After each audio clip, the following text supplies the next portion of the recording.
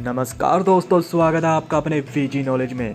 पहलवानी का शौक रखने वाला बना गैंगस्टर, जिसको कई युवा मानने लगे थे अपना आइडल। जी हाँ, यहाँ बात हो रही है संदीप माहौल की। संदीप माहौल मुल्शी तालुका के मुठ्ठा गांव का रहने वाला था। 90 के दशक में जब पुणे में डेवलपमेंट का काम तेजी से चलने लगा था, वहीं बड़ी बड़ी कंपनियां महाराष्ट्र में इन्वेस्ट करने लगती है। ज़मीनों के दाम तेजी से बढ़ रहे थे। पुणे नया आईटी हब बनने जा रहा था।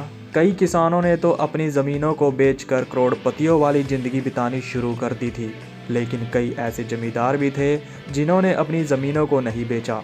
कंस्ट्रक्शन और प्रॉपर्टी पर कब्जा जैसे कामों में कई माफियाओं ने अपने अपने एरिया को बांट लिया था।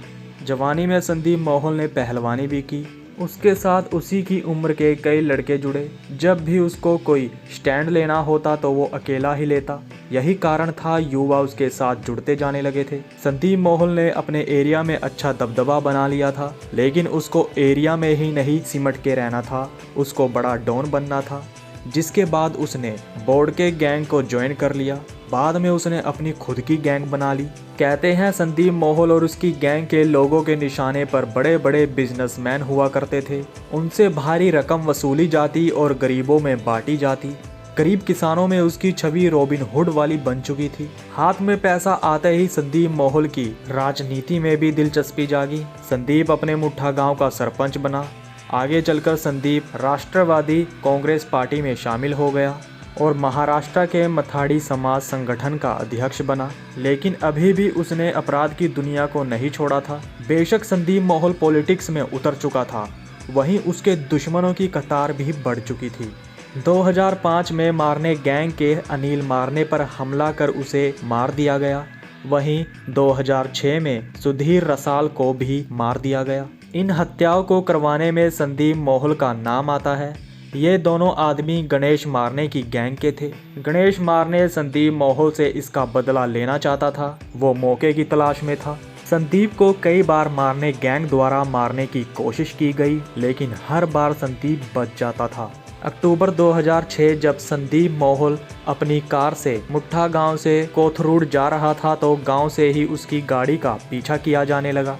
जब संदीप की स्कॉर्पियो गाड़ी कोथरूड पहुंची तो उस पर वहां हमला हुआ। हथौड़े से पहले गाड़ी का शीशा तोड़ा गया और फिर संदीप माहौल को गोली मार दी गई। इस वारदात के बाद पुणे में दहशत का माहौल छा गया था। सड़कें पूरी तरह ब्लॉक हो गई थी। इस घटना में शामिल 18 लोगों के खिलाफ चार्जशीट दाखिल की गई। इसमें संजय कांगुड़े, शमीर शेख, सचिन मारने, गणेश मारने, राहुल तरु, अनिल खिलारे, विजय कांगुड़े, दीपक मोकाशी, शरद विटकर, नीलेश मझीरे, रहीम शेख और दत्तात्रेय कलभोर को 2021 में बरी कर दिया गया था। वहीं सुनवाई के दौरान पांडुरंग माहौल, दिनेश अवाजी, इंद्रनील मिश्रा की मौत हो गई थी। सचिन निवृत्ति पोटे, जमीर महबूब शेख, संतोष रामचंद्र लाडे को आजीवन कारावास की सजा सुनाई गई। संदीप माहौल के मारे जाने के बाद उसकी गैंग की कमान को शरद माहौल ने संभाला। शरद माहौल गणेश मारने की गैंग के लोगों को ढूंढ रहा था। साल 2010 को शरद को खबर मिली कि किशोर मारने पुणे के निलियम टॉकीज में मराठी फिल्म देखने गया है। जब किशोर मूवी देखकर एक होटल में चाय पीने के लिए जा रहा था तो होटल के बाहर उसको मौत के घाट उतार दिया गया।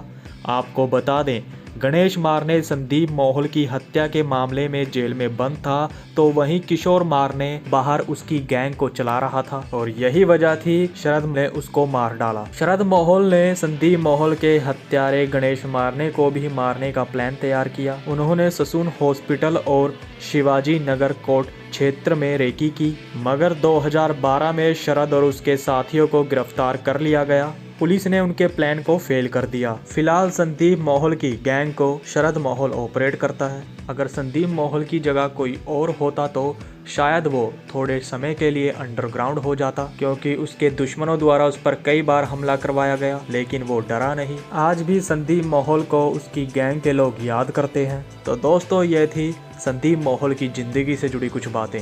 हमारे चैनल से जुड़े सभी दर्शकों का हम धन्यवाद करना चाहेंगे, जो आप हमारे चैनल को इतना प्यार दे रहे हैं। ऐसे ही प्यार बरकरार रखना, हम आपके लिए वीडियोस लाते रहेंगे। अब तक के लिए इतना ही, तो नमस्कार दोस्तों।